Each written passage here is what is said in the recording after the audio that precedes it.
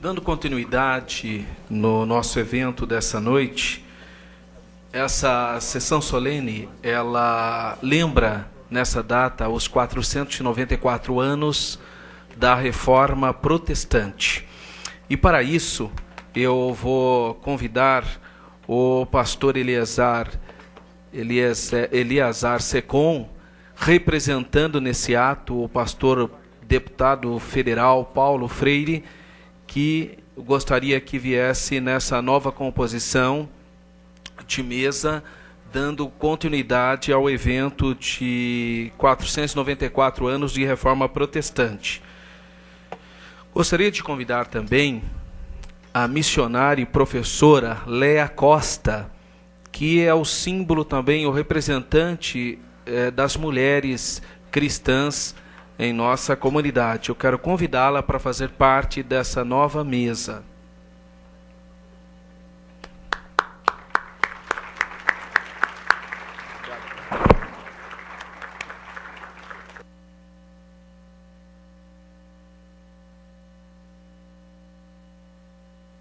Eu quero convidar também o pastor Cleverson para compor a mesa, uma vez que ele também faz parte da organização do departamento musical da Igreja Evangélica Assembleia de Deus nessa cidade.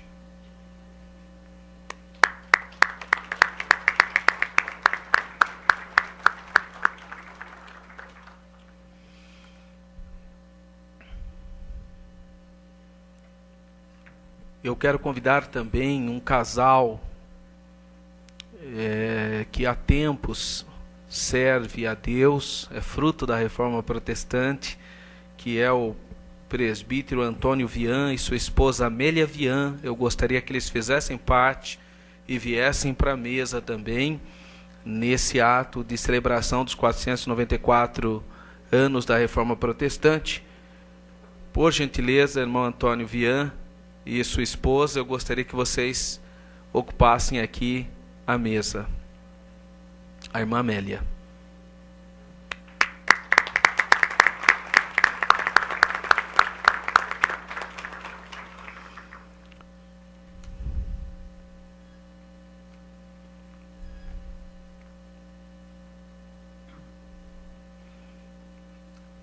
E representando os jovens, a nova geração evangélica, eu quero convidar o Dr. Gabriel Santana para fazer parte dessa mesa também, representando a nova geração dessa nossa comunidade de fé evangélica e protestante.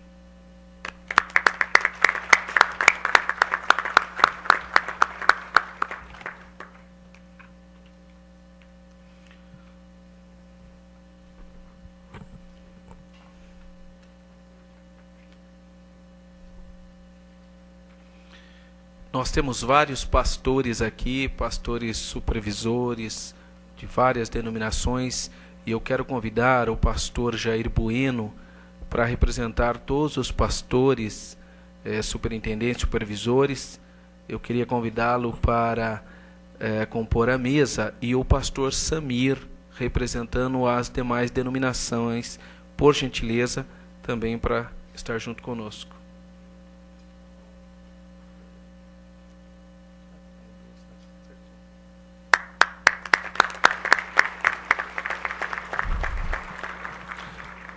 Feito essa nova composição, lembrando que a Reforma Protestante ela não tem um viés apenas religioso, ela tem um viés político, social, econômico, e daí a importância de nós lembrarmos que há 494 anos eclodiu no mundo ocidental o movimento que trouxe as maiores diferenças e conquistas em termos de direitos humanos e de democracia em toda a história da humanidade. Foi no dia 31 de outubro de 1517 que Martinho Lutero, um monge agostiniano, fixou-se na Catedral de Wittenberg, no que era então Sacro Império Romano Germânico, as 95 teses que deu origem à Reforma Protestante. E o pastor Eleazar Secom irá falar sobre o hino Castelo Forte ao Nosso Deus, e em seguida a Orquestra Messiá irá executar esse hino sob a regência do maestro Denison Depré. Boa noite a todos, a paz do Senhor aos meus irmãos. Lutero disse: não pretendo deixar para o diabo as melhores melodias. Seu bom gosto, sua musicalidade, seu estudo cuidadoso da palavra e a sua fé lhe deram idoneidade na escolha da música apropriada para o culto. Calvino, porém, ensinou que a música do culto devia se limitar aos salmos. Outros extremistas diziam que a música, que cria um ser de Satanás, não devia ser usada nos cultos de forma nenhuma. Para esses, Lutero replicou: não sou da opinião de que, pelo Evangelho, todas as artes devessem ser banidas e lançados fora, como alguns fanáticos querem que creiamos. Quero ver todas as artes, principalmente a música, no serviço daquele que as criou e nos-las deu. A música é a bela e gloriosa dádiva de Deus. A música transforma os homens em pessoas mais gentis, mais autocontroladas e mais razoáveis. De grandes ameaças e sofrimentos, nascem os nossos melhores hinos. O primeiro hino de Lutero, consagrado a 2 frades martirizados, intitulou-se O Cântico dos 2 Mártires de Cristo em Bruxelas, queimados pelos sofistas de Louvain. Seu hino inigualável, Castelo Forte, foi escrito na hora mais escura na história desse movimento.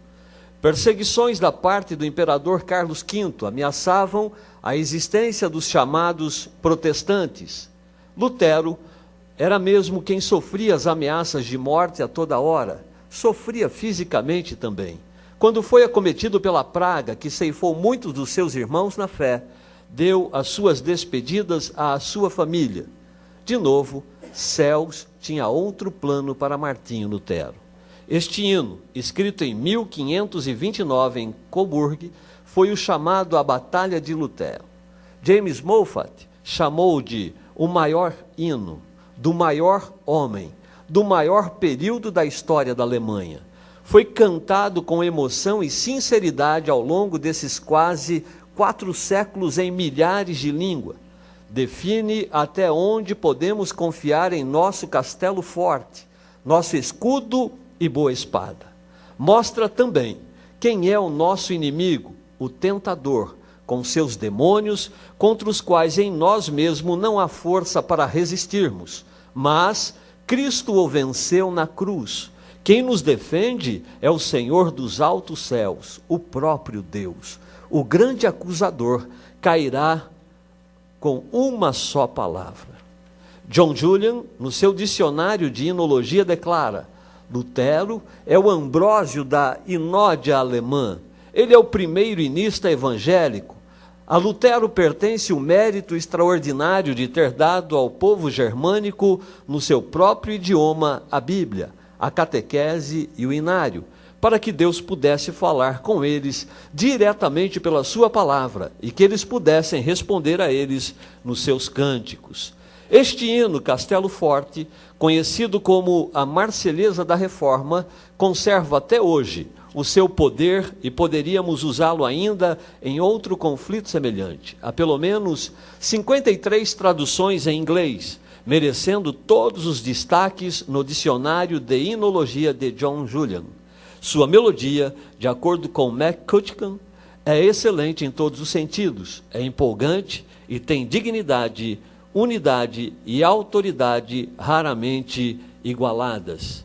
No ano de 1523, em Bruxelas, 2 jovens, cujo único crime fora a sua profissão de fé na nova doutrina, foram queimados. Em honra a esses 2 mártires, Lutero escreveu e compôs a música do seu primeiro hino, Castelo Forte é o nosso Deus, o qual é uma paráfrase do Salmo 46, que diz assim: Deus é o nosso refúgio e fortaleza, socorro bem presente na angústia, pelo que não temeremos, ainda que a terra se mude, e ainda que os montes se projetem para o meio dos mares, ainda que as águas rujam e espumem, ainda que os montes se abalem pela sua braveza. Martinho Lutero, que nasceu em 1483 e morreu em 1546, É conhecido como o apóstolo da Reforma.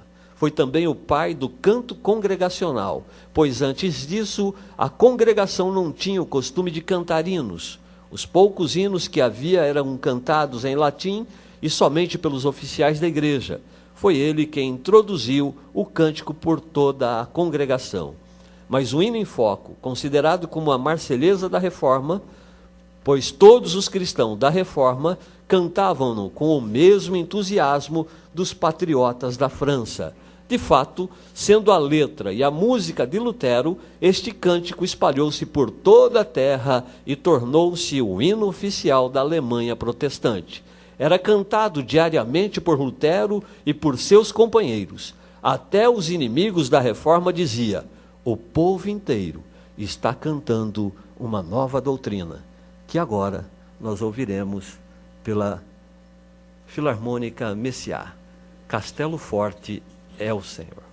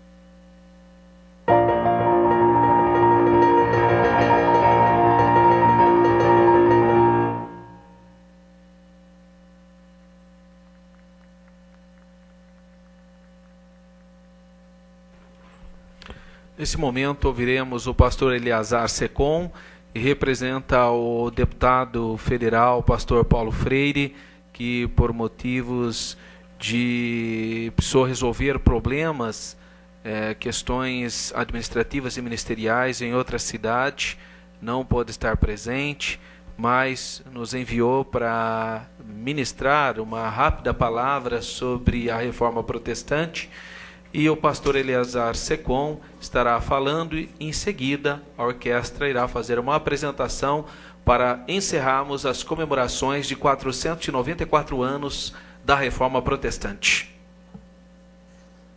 Mais uma vez, professor Alberto, que preside esta sessão, na pessoa de quem eu quero cumprimentar todos os que compõem a mesa, mas também aproveitando a nossa missionária, irmã Leia Costa, na pessoa de quem eu quero cumprimentar todas as mulheres que aqui estão. Cabe a mim hoje duas missões um pouco complicadas. A primeira é falar em nome do meu presidente, pastor Paulo Roberto Freire da Costa, que também exerce o cargo de deputado federal por São Paulo. E em segundo lugar, falar de história em uma sessão solene presidida por um professor de história. Isso me é bastante complicado. Mas como eu não gosto e não costumo fugir da luta, aqui estou e vim para o sacrifício. Ontem se comemorou o dia da Reforma Protestante.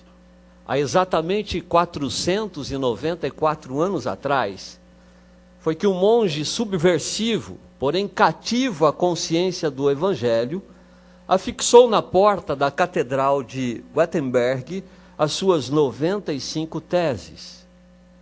Vale lembrar as 5 doutrinas essenciais da Reforma Protestante: somente a Escritura, somente a graça, salvação é pela graça de Deus, somente a fé, salvação somente pela fé, somente Cristo e a glória somente a Deus.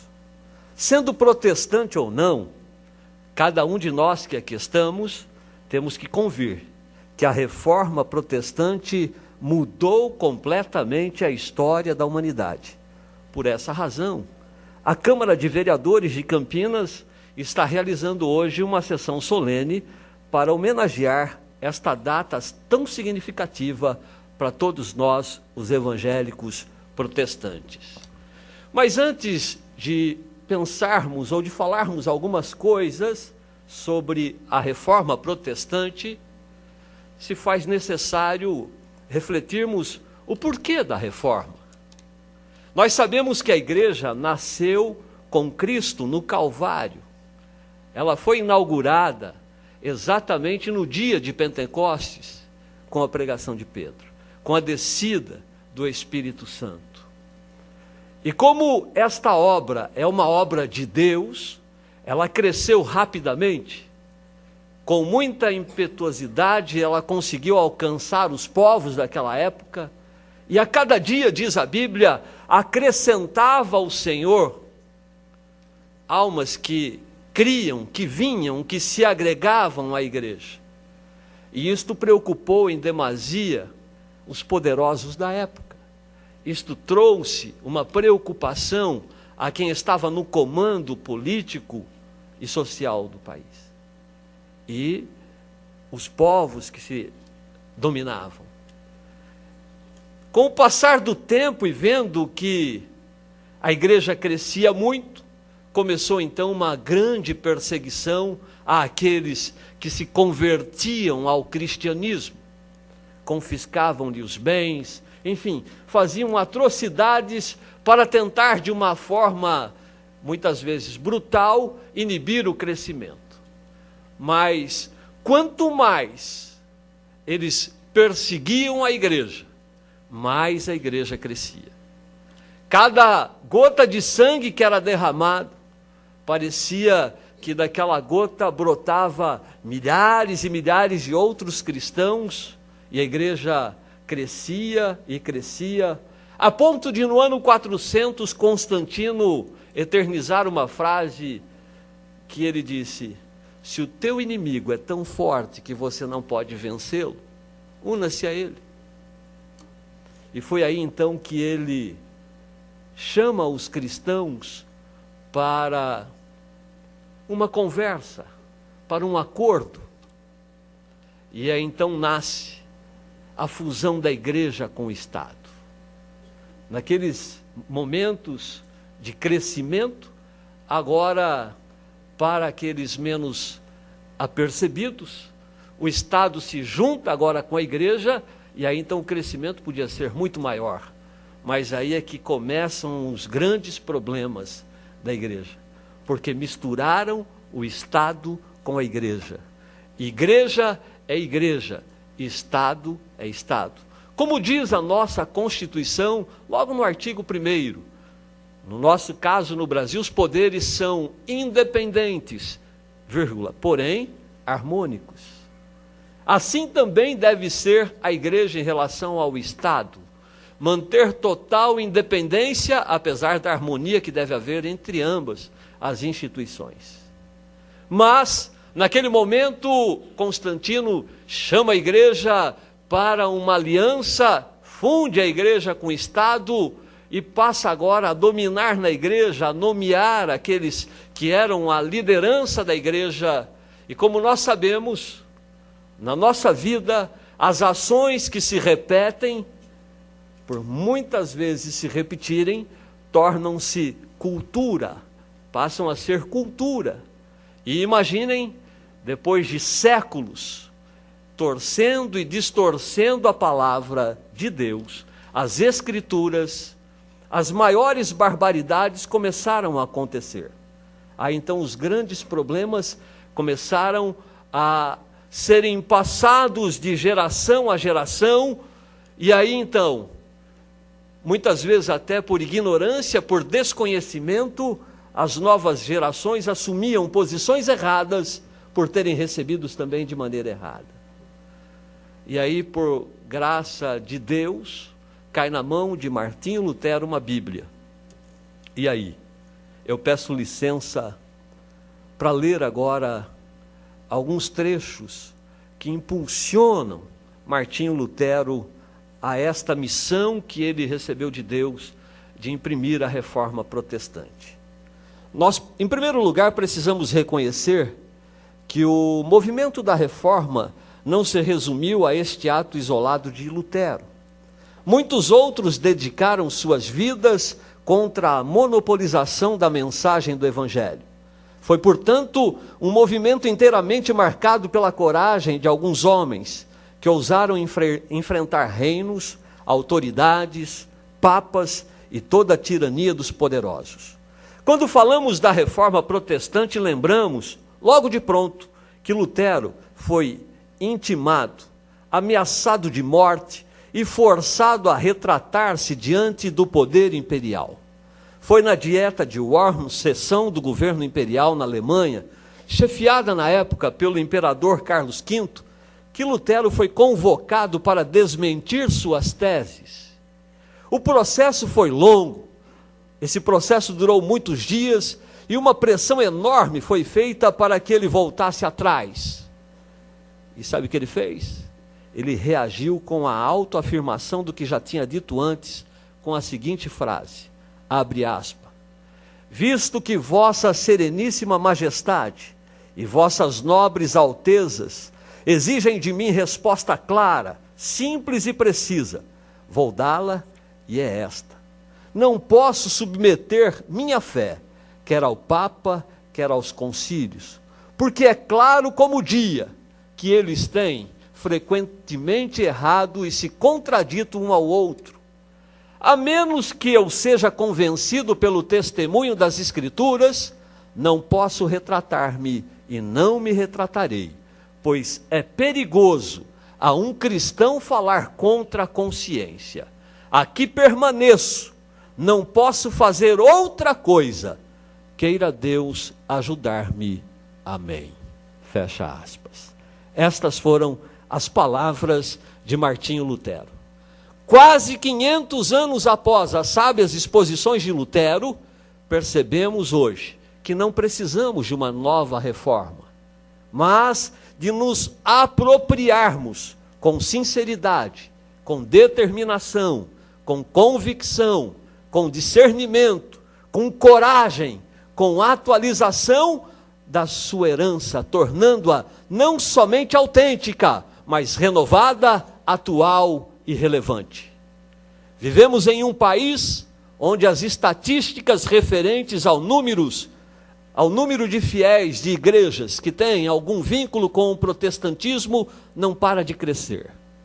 A cada censo verifica-se o crescimento dos evangélicos, quando começamos praticamente de zero ao nos tornarmos uma nação independente em 1822. Um dos grandes debates entre os sociólogos da religião e estatísticos é quando iremos parar de crescer ou se iremos parar de crescer. O protestantismo é um dado relevante não somente no Brasil, mas em toda a América Latina.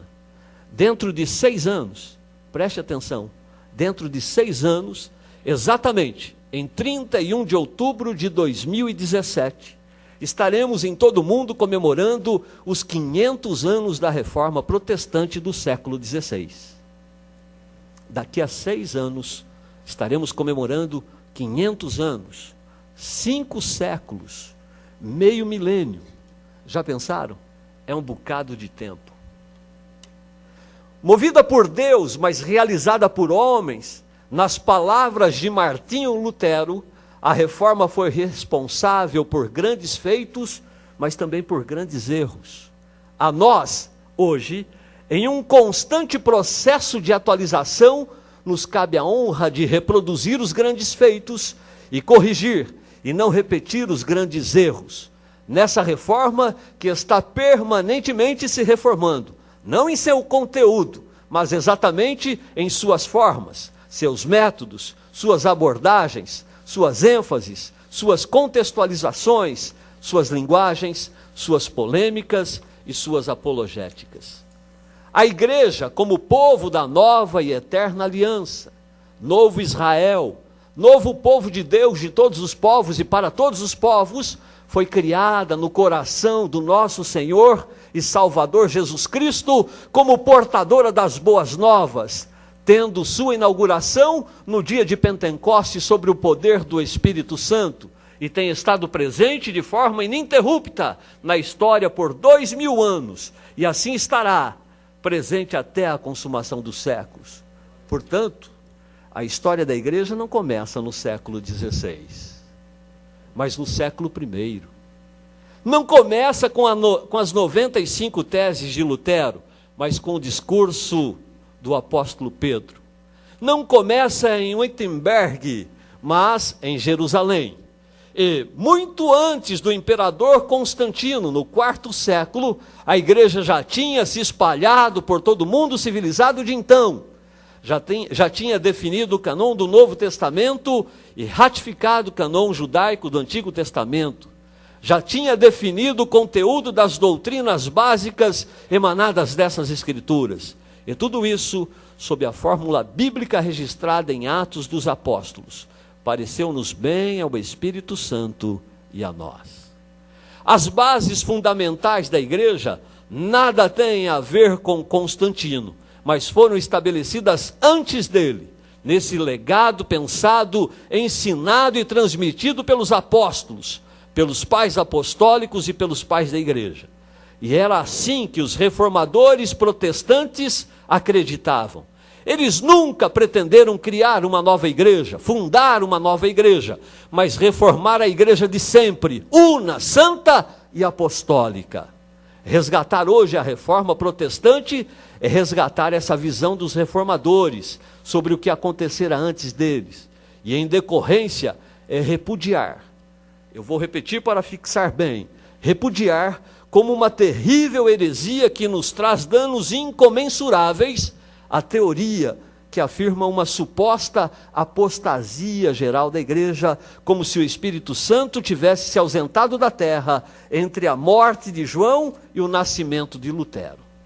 Todos os reformadores jamais pensaram assim, e condenariam quem pensasse assim, mas assumiam o passado e afirmavam a presença ininterrupta do Espírito Santo. Todos eles se referiam aos concílios e aos pais da igreja. As confissões de fé da Reforma, por sua vez, reafirmam todos os artigos do Credo dos Apóstolos, ampliando e aprofundando alguns temas, especialmente a autoridade das Sagradas Escrituras, a centralidade do sacrifício de Cristo e a salvação pela graça mediante a fé. A Bíblia foi traduzida para um número cada vez maior de idiomas. Escolas, universidades, hospitais foram espaços concretos do amor de Cristo às nações. O analfabetismo foi reduzido, vidas foram transformadas, culturas foram impactadas, o trabalho foi valorizado, a família afirmada, bem como a dignidade de toda pessoa humana em um vigoroso empreendimento missionário, que apesar dos seus inúmeros equívocos, teve uma inegável dimensão civilizatória. A Reforma Protestante em seu conjunto tornou, sem sombra de dúvida, um mundo melhor. A expansão missionária, que por meio de missionários estrangeiros e pioneiros nacionais, chegou até o Brasil. Chegaram sobre fortes restrições legais e discriminações sociais. Vararam sertões ao lombo de burro, levando luzes onde havia escuridão da alma. Se nós estamos aqui hoje, é por graça de Deus e pelo ministério sacrificial desses homens abnegados. A Igreja Assembleia de Deus, por exemplo, está comemorando neste ano o seu centenário aqui no Brasil. E a Igreja de Campinas comemorou no último sábado suas bodas de diamante, 75 anos de história. Portanto, o nosso dever é expressar a nossa gratidão e honrar a memória desses pioneiros comprometidos com a Reforma Protestante, dos quais temos aqui na mesa os nossos irmãos Toninho Vian e Amélia Vian. Que Deus continue os abençoando, pois são nossos patriarcas aqui nesta noite. A Reforma deixou de ser algo longínquo na Europa ou na América do Norte, para ser algo vivo e atual aqui no Brasil. Graças a Deus por isso. O avanço protestante foi originalmente obstaculado no leste e no sul da Europa, mas se desenvolveu no centro e no norte daquele continente, inclusive como religião oficial. Essa vinculação com o Estado não foi benéfica. E mais uma vez, essa fusão com o Estado, esta vinculação com o Estado, trouxe rapidamente e deu lugar a uma imensa maioria de membros nominais e uma minoria de comprometidos, embora tenha tido um papel de plasmar marcas importantes da cultura e das instituições. Posteriormente, o avanço da teologia liberal, universalista quanto à salvação, acelerou o esvaziamento dos templos. Hoje, com a ideologia secularista e a imigração de membros de outras religiões, particularmente do Islã, já se fala de uma Europa pós-cristã, onde o que é mais grave, o cristianismo vem sendo discriminado e perseguido pelo Estado e pelas sociedades secularizadas. Quadro semelhante vai se dando também no Canadá, na Austrália, na Nova Zelândia e em menor velocidade, mas não menos evidente, nos Estados Unidos da América. Não vamos permitir, meus irmãos, que isto aconteça aqui também no Brasil. Sem dúvida que a expressão mais dinâmica do protestantismo nos últimos 2 séculos tem sido o evangelicalismo, com sua ênfase na Bíblia, na cruz, na conversão, na santificação e nas obras missionárias. Evangelicalismo é uma concepção originária de evangélico.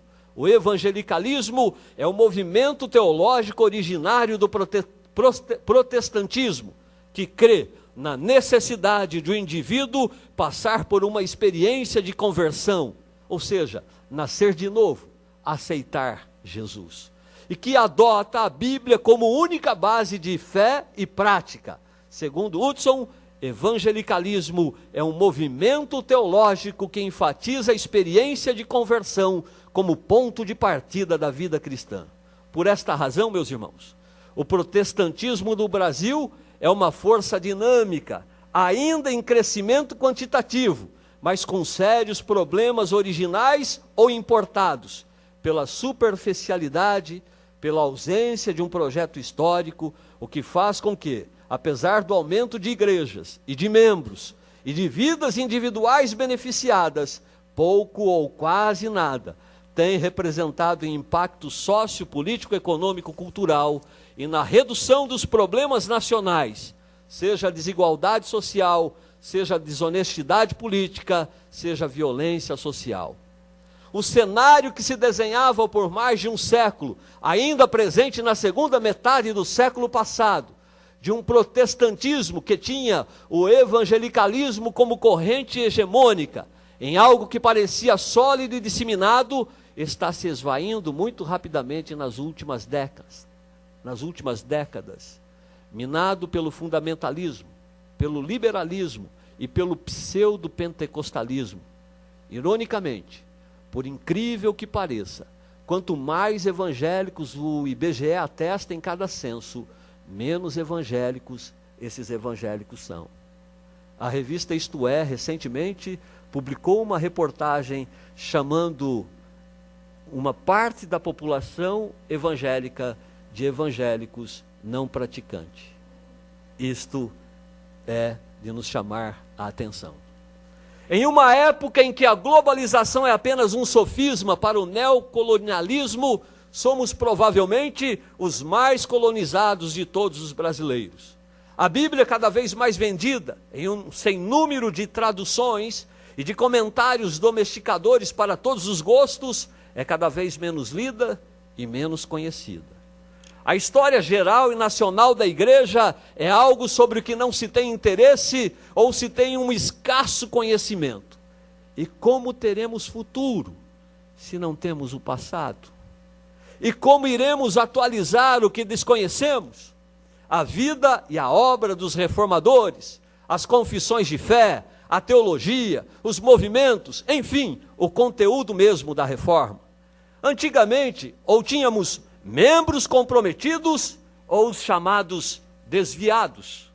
Hoje, há o crente de IBGE, há também o descendente de crente, o crente nominal, o membro de frequência ocasional, ou seja, aparece de vez em quando, é aquele que diz, quando me der na telha, apareço lá. Os bissextos, os buscadores de bênção. Temos também os eternos migrantes denominacionais no modelo religião self-service, onde se põe de tudo no prato que se projeta em novas manifestações institucionais. Mesmo assim, meus irmãos, não precisamos de uma nova reforma, nem de novos reformadores, mas de uma redescoberta no século XXI, das mesmas verdades que foram redescobertas no século XVI. E de líderes que tenham a coragem de reafirmá-las dentro do novo contexto. O futuro está no passado, que permite construir o presente. Humanamente, o quadro poderia nos levar a cair no pessimismo, já que o otimismo seria irrealista e inconsequente.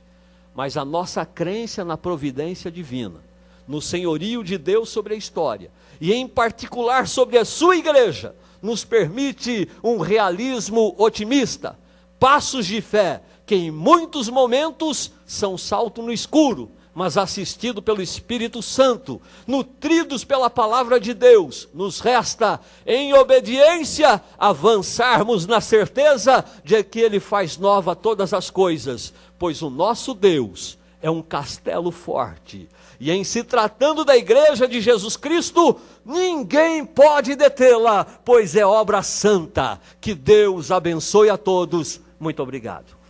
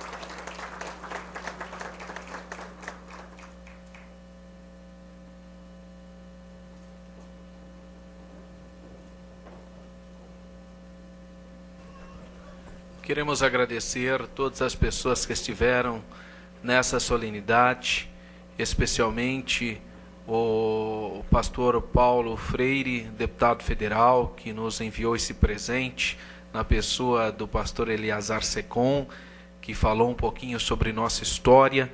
Queremos agradecer a missionária e professora Léa Costa por ter vindo participar desse evento. A presença dela é muito importante para nós, porque também é um símbolo do trabalho e da herança da fé protestante na cidade.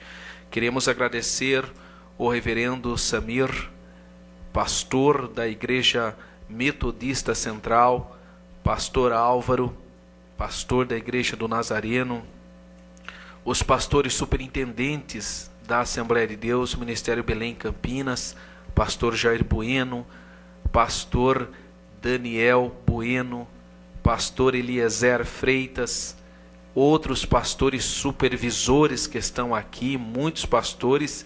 Queremos agradecer irmão Antônio Vian, sua esposa irmã Amélia, símbolo também dessa fé que há tempo serve a Deus, é exemplo também para a nossa comunidade, e também o Dr. Gabriel, uma geração que nasceu e cresce dentro da Assembleia de Deus aqui em Campinas. Queremos agradecer o maestro Denison Depré pelo seu carinho, pela sua consideração e por trazer para a cidade de Campinas essas maravilhas, né? Essa Orquestra Filarmônica Messiá também é fruto da Reforma Protestante. Eles voluntariamente fazem os seus ensaios, suas dedicações, e tudo com o objetivo de para o reino de Deus, pelo reino de Deus. Então eu agradeço todos os músicos que deixaram os seus compromissos e vieram aqui, todas as pessoas aqui presentes, todos que vieram.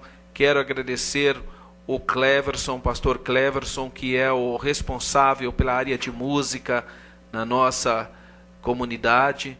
Agradecemos de coração todas as famílias aqui presentes, as pessoas que estão nos acompanhando pela TV Câmara ou pela internet. Queremos agradecê-los e dizer que hoje nós pudemos, além de homenagear algumas pessoas importantes dessa cidade de Campinas, para essa cidade de Campinas, também mostrarmos um pouquinho da riqueza da Reforma Protestante. Talvez a maior riqueza que você nem saiba, você que está nos acompanhando da sua casa, perto da sua família, é a sua questão de consciência. Essa talvez seja uma das maiores heranças da Reforma Protestante, que você tem direito de consciência, o que as pessoas não tinham antes da Reforma Protestante. Hoje nós temos essa liberdade de escolha. Isso é uma herança protestante. A democracia, como ela é, também é uma outra herança protestante. Mas a maior herança que Lutero podia deixar para nós, e deixou, são esses 4 elementos, essas 4 colunas, no qual está assentada a fé evangélica. Só Jesus, somente Cristo, só Ele pode salvar, só Ele é o único caminho. Só a Bíblia, somente as Sagradas Escrituras, Antigo e Novo Testamento. Só a graça, o favor imerecido de Deus. Só a fé. A fé não é comprando nada, é acreditando nos méritos redentivos de Jesus. E toda honra, toda glória pertence exclusivamente a Deus. É sob essas 5 colunas que assenta a fé protestante. E nós agradecemos a TV Câmara, que propiciou a oportunidade daqueles que não puderam vir para esta casa do povo, poder acompanhar e poder apreciar essas músicas maravilhosas da Orquestra Filarmônica sob a regência do maestro Denison Depré. E também agradecemos todos os funcionários desta casa, na pessoa do seu presidente, vereador Tiago Ferrari, que nos dá essa oportunidade de podermos utilizar a Casa do Povo para comemorarmos datas importantes, datas que mudaram a mentalidade de todo o mundo ocidental, como é o caso da Reforma Protestante. Portanto, nós agradecemos a todos, de coração, com o acolhimento, pela maneira carinhosa de todos os presentes, todos que diretamente, indiretamente, especialmente os meus assessores que trabalharam, que se dedicaram para que esse evento pudesse ser realizado.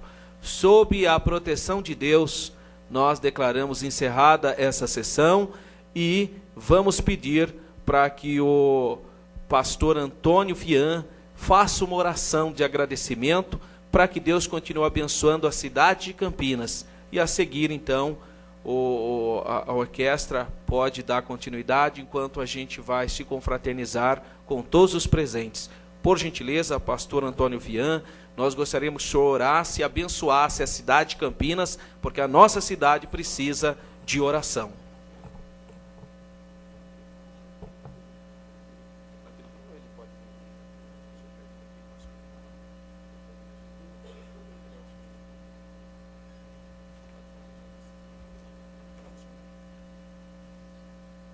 Vamos então, reverentemente, nos colocar de pé e o irmão Antônio Vian vai abençoar a nossa cidade e todos os presentes. Aleluia. Eu agradeço ao meu Senhor Jesus nesta noite por ter participado desse trabalho tão importante. Agora vamos orar, agradecer a Deus por este grande privilégio de ter participado desse trabalho nesta noite.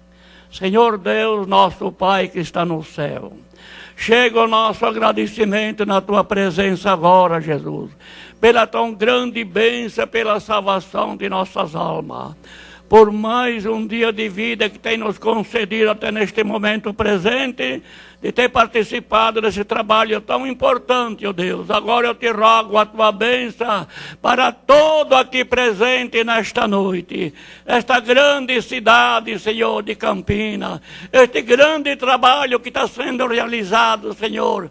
Ó Deus, o Evangelho sendo pregado para as criaturas que ainda não conhecem, mas têm chegado ao conhecimento da verdade, que é o nosso Senhor Jesus Cristo, aquele que consumou a obra na cruz do Calvário. Pai Santo, eu te peço para a bênção para teu servo, um pastor, Senhor Alberto, com toda a equipe, Senhor, dos vereadores, ou dos presidentes, em nome de Jesus nós te agradecemos, desde agora e para sempre. Amém. Orquestra Messiá, sob a regência do maestro Denis Depré. Boa noite a todos.